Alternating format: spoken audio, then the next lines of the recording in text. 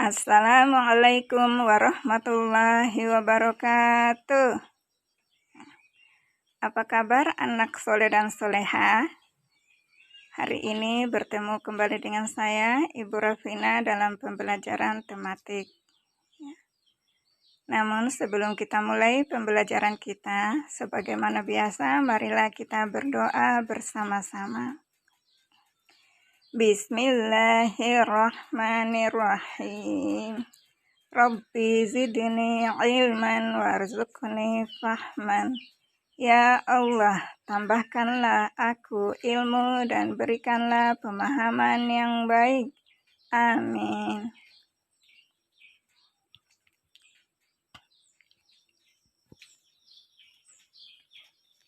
Baik anak soleh dan soleha, pembelajaran kita hari ini tema 5, subtema 2, pembelajaran 1 dan 3, fokus pelajaran bahasa Indonesia.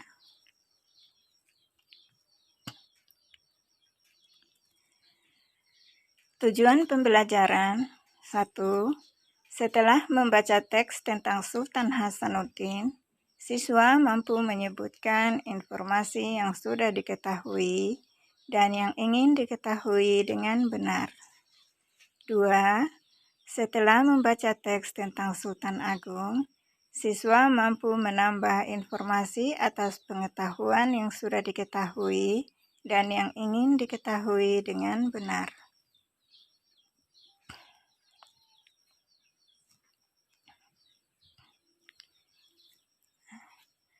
Anak soleh dan soleha, ketika masa kerajaan Hindu-Buddha makin melemah, masuklah agama Islam di wilayah Indonesia. Siapa yang mempunyai peranan penting di masa kerajaan Islam? Ayo kita cari tahu. Beni ingin mengetahui lebih lanjut tentang perjuangan setelah masa kerajaan Hindu-Buddha. Bersama Beni, mari kita cari tahu lebih lanjut perjuangan tersebut.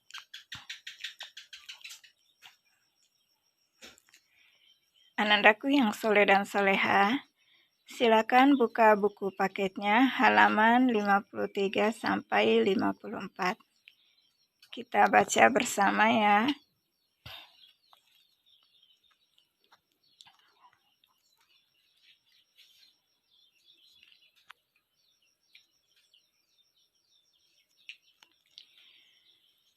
Sultan Hasanuddin.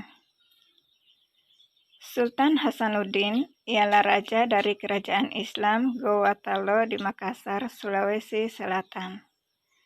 Oleh Belanda, ia dijuluki ayam jantan dari timur karena kegigihan dan keberaniannya melawan Belanda.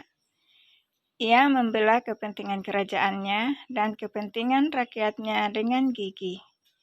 Ia berusaha menegakkan kedaulatan dan memperluas wilayah kerajaan.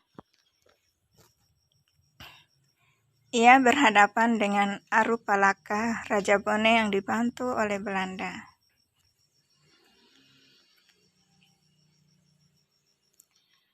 Sultan Hasanuddin dikenal arif dan bijaksana. Beliau merasa sedih karena harus bertempur melawan keluarga sendiri. Arupalaka Latenri Tata Toerung sudah seperti saudara kandung sendiri. Sultan Hasanuddin mempertimbangkan bahwa pertumpahan darah di kalangan orang Makassar dan Bugis harus segera dihentikan. Sultan Hasanuddin berusaha menggabungkan kekuatan kerajaan-kerajaan kecil di sekitar kerajaannya untuk melawan Belanda.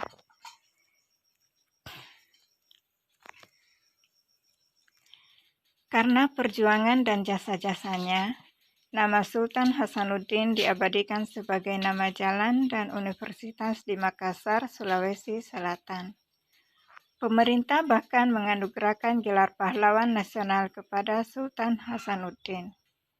Setelah wafat, Sultan Hasanuddin dimakamkan di Kompleks Pemakaman Raja-Raja Goa di Sulawesi Selatan.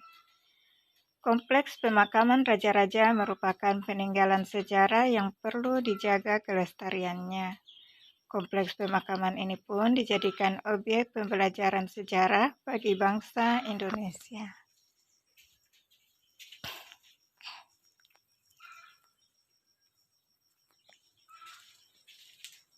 Selanjutnya, silakan dilihat halaman 74 ya. Kita baca bersama teksnya yang berjudul Sultan Agung, Sultan Besar. Sultan Agung adalah salah satu raja terkenal yang hidup pada masa Islam.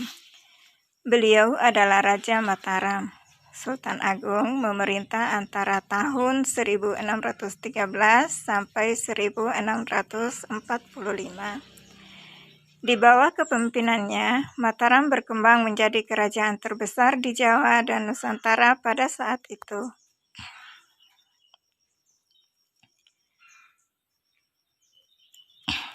Selain dikenal gigih melawan Belanda, Sultan Agung juga dikenal sebagai budayawan. Sultan Agung memberi perhatian besar pada kebudayaan Mataram. Beliau memadukan kalender Hijriah yang dipakai di pesisir utara dengan kalender Saka yang masih dipakai di pedalaman. Sultan Agung juga dikenal sebagai penulis naskah sastra gending. Sultan Agung menetapkan bahasa Bagongan sebagai bahasa yang harus digunakan oleh bangsawan dan pejabat di lingkungan keraton untuk menghilangkan kesenjangan. Nah, dari kedua teks tersebut, tugas Ananda ya ada 2 tabel ya. Jadi, tugasnya adalah berdasarkan bacaan di atas, isilah tabel berikut. Nah,